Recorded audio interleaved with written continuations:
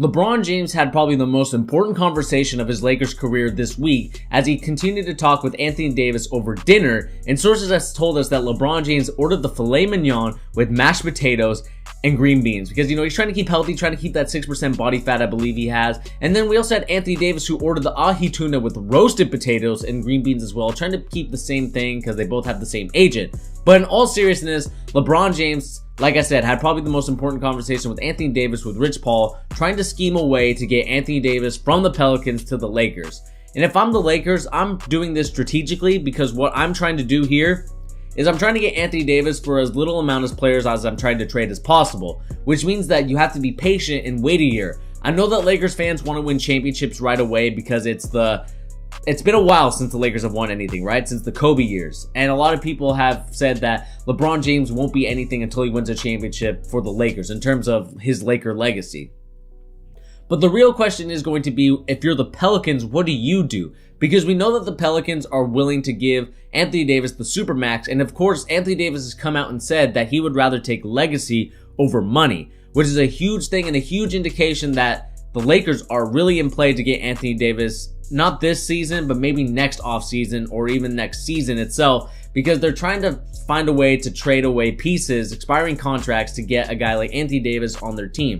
We know that it's probably going to take, if we traded in this season, it's going to take Brandon Ingram, Kyle Kuzma, which is going to be very unfortunate for LeBron James because I know that he loves to play with Kyle Kuzma, and also Lonzo Ball and maybe Josh Hart as well. It's going to take those core rookies, and basically you're going to move the former baby Los Angeles Lakers over to the Pelicans. And I don't think that'd be a smart move at all because if you're left with LeBron James and Anthony Davis, yes, those are two of the top 5 NBA players right now. But if we think about it logically, are they going to win anything? Because the Warriors are still going to be a team-oriented basketball team. You have the Boston Celtics, who are even struggling, are team-oriented. You have the Toronto Raptors, who are also very team-oriented.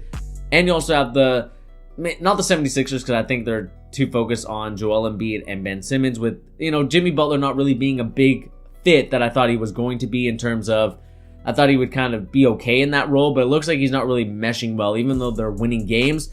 Are they going to win the playoffs? That's another question for another day, and of course, another video. But really talking about this Anthony Davis thing, like I said, if you have those two guys on a team, yeah, you'll win a lot of games, but you won't have the team around you, you won't have the role players around you. So if I'm the Lakers, I'm not making a move, and if I'm the Pelicans, I'm not even going to worry about the Lakers. What I'm trying to do is trying to find a team in the East to trade my player, because I'm not going to want to deal with LeBron James and the whole Los Angeles Lakers. Because if I'm a GM of the Pelicans, I'm looking to see what young players, even maybe the Brooklyn Nets, you get some of the young players. I would get a guy like Jarrett Allen, Spencer Dinwiddie, maybe a couple of those guys if the contracts match up. I'm not sure how that works because I haven't really done the trade. Every NBA fan does this, but the trade machine for ESPN.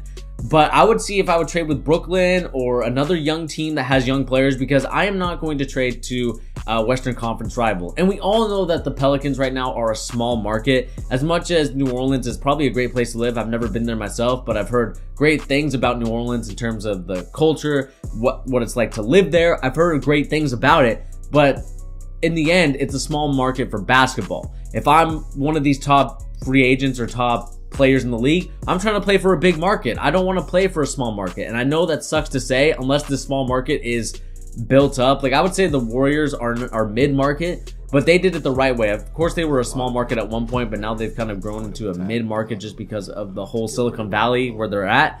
So I think that's kind of where I would say that's when a superstar would probably stay. The Warriors are the exception to the rule. But this is what I'm talking about if I'm the Pelicans.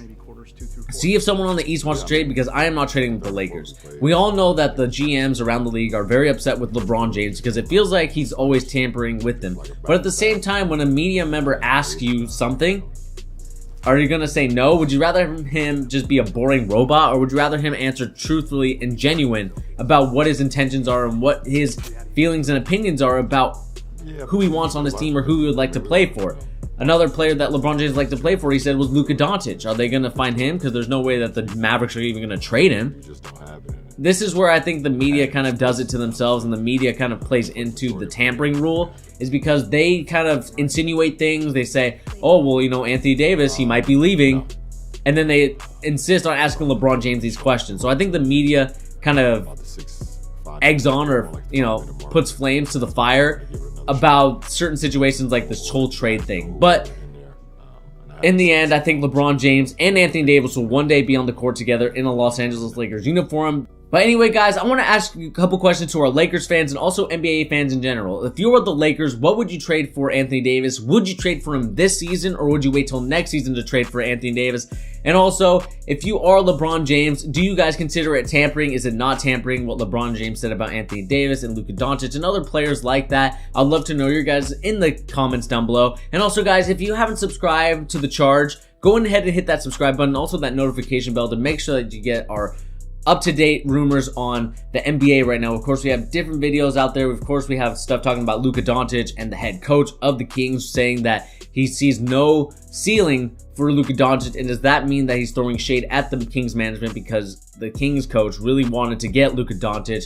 That is just my opinion. I would love to know your guys' opinion in that video. But anyway, guys, this has been your boy Bernie. I'll see you guys in the next video. Peace.